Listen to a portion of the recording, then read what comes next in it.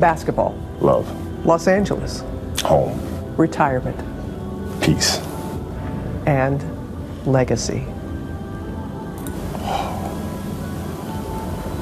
Wow. Kobe Bryant, a legend of basketball, the third highest scorer of all time, only 41 years of age, died in a helicopter accident alongside his 13-year-old daughter and 7 other people. Assalamu alaikum guys, and welcome to another episode of Smile to Jannah. Before we begin, our respects and condolences go to the family during this trying and testing period. What I've learned is to always keep going. Always. You know, there's been times, particularly early in my career, where it just feels like this is the end. But what I've come to find out is that, you know, no matter what happens, the storm eventually ends. And when the storm does end, you want to make sure that you're ready.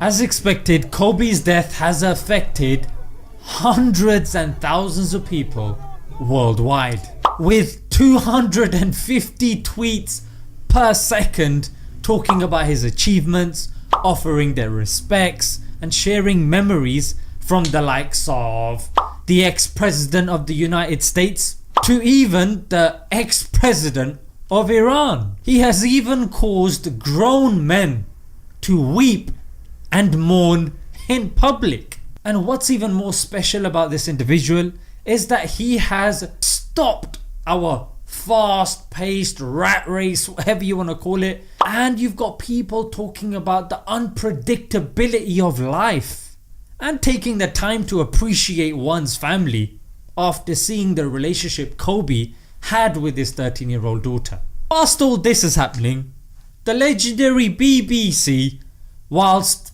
squandering the taxpayers' money, can't seem to hire staff that can tell the difference between LeBron and Kobe. His list of achievements is long.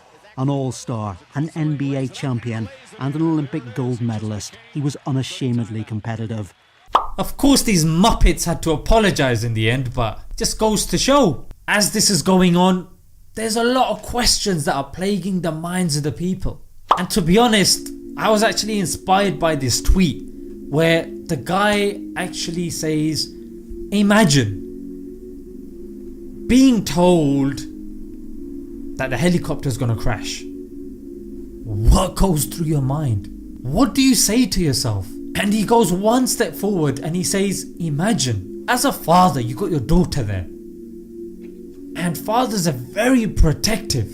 Having a child that's come from you and you can't do anything to protect that child. I mean, what would their conversation have been? What would he have said to his own daughter to comfort her whilst they were plummeting to their death? I mean, it's something that if we think about, it's very saddening. But I think the thought entered my mind, imagine if I was in his position, plummeting to my death. Boy, what would your regrets be? What would you want to do differently? What if you had another chance? Kobe was such a celebrity. He only retired in 2016. He had so many plans. I mean, I think the guy even won an Oscar for something as well. He went into film and he flipping did brilliant there as well. The guy was 41. Death don't care.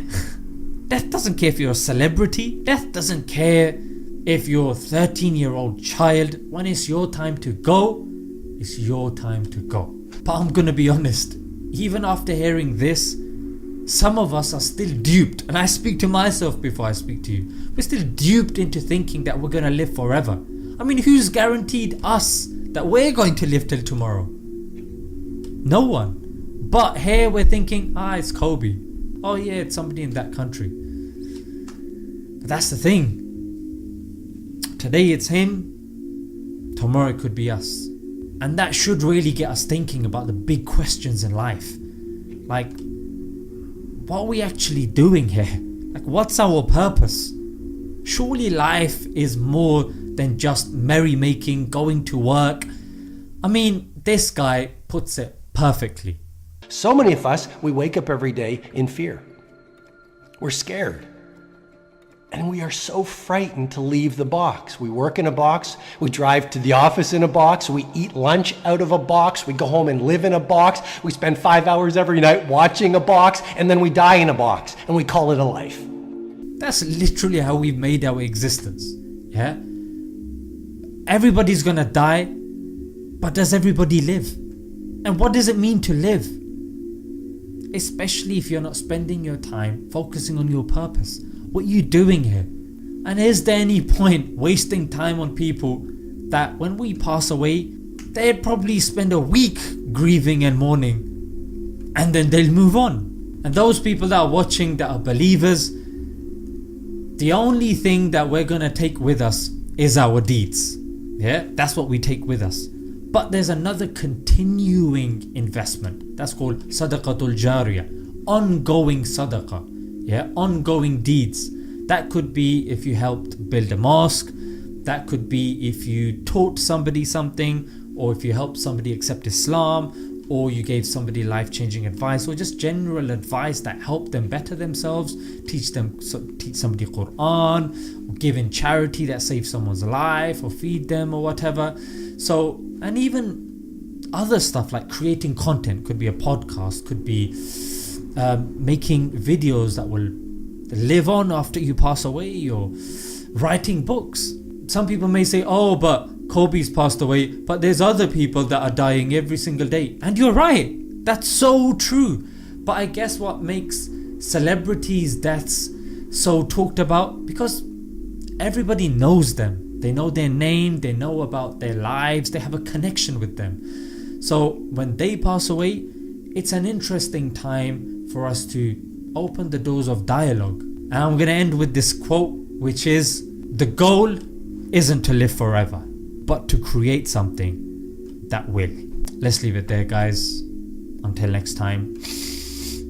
I encourage you to always be curious, always seek out things you love, and always work hard once you find it. Assalamu alaikum.